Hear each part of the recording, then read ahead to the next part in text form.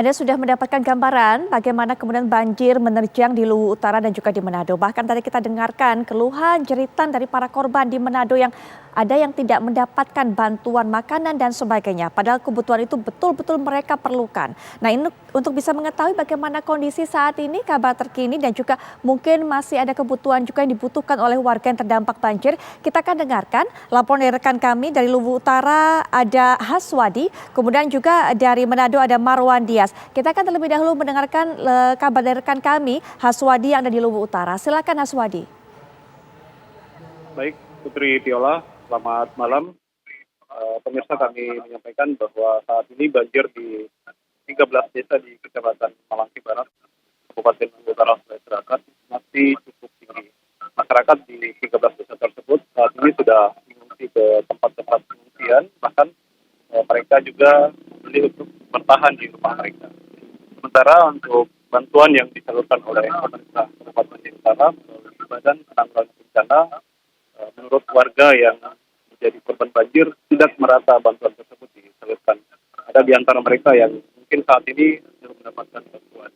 Sementara akses jalan di desa di Malangki Barat saat ini warga terpaksa membuat jembatan darurat untuk digunakan oleh anak sekolah pergi dan menuju sekolah. Kondisi seperti ini, Putri, kami sampaikan juga sudah berlangsung cukup lama sehingga masyarakat sana merasa jenuh dengan kondisi banjir yang saat ini masih merendam rumah mereka. Putri.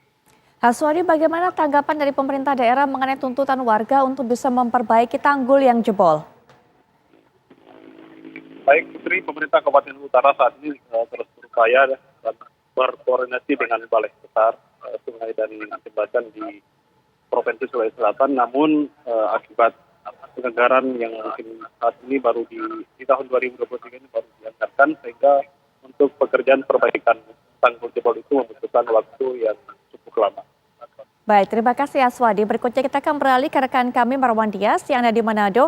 Marwan, tadi kami dapatkan kabar bahwa masih banyak masyarakat yang belum mendapatkan bantuan, apalagi makanan. Ternyata proses distribusi masih belum merata. Bagaimana hingga saat ini? Ya, Putri, Viola dan juga pemirsa, memang banjir bandang yang menerjang kota Manado, Sulawesi Utara pada 27 Januari kemarin membuat sebagian warga yang berada di bantaran sungai Tondano dan Sungai Bailang memang porak-poranda.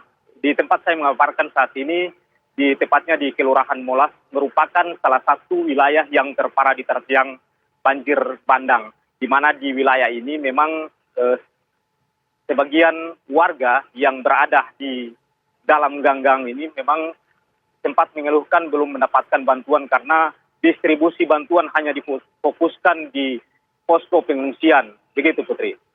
Baik, bagaimana kemudian mereka memenuhi kebutuhannya ketika tidak mendapatkan bantuan makanan? Ya, Putri, memang sejauh ini warga terus berupaya untuk mencari berbagai bantuan dari berbagai donatur yang kemudian datang. Mereka kemudian sempat berebut makanan juga.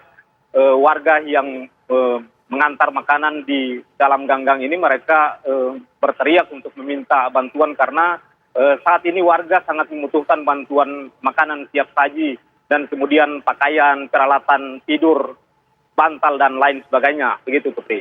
Marwan, kami dengar juga proses pembersihan rumah mereka hingga saat ini juga masih terkendala karena lumpurnya begitu banyak, tapi kemudian mereka juga tidak punya air bersih untuk bisa membersihkan rumah-rumah mereka. Apakah ini juga sudah disampaikan keluhan warga ini kepada pihak pemerintah daerah setempat? Ya, betul, Putri. Memang tepatnya saya mengabarkan saat ini di Kelurahan Molas merupakan wilayah terparah di mana ketinggian lumpur di wilayah ini kurang lebih 30 cm. Nah, itu membuat kesulitan warga untuk membersihkan rumah mereka yang diterjang banjir.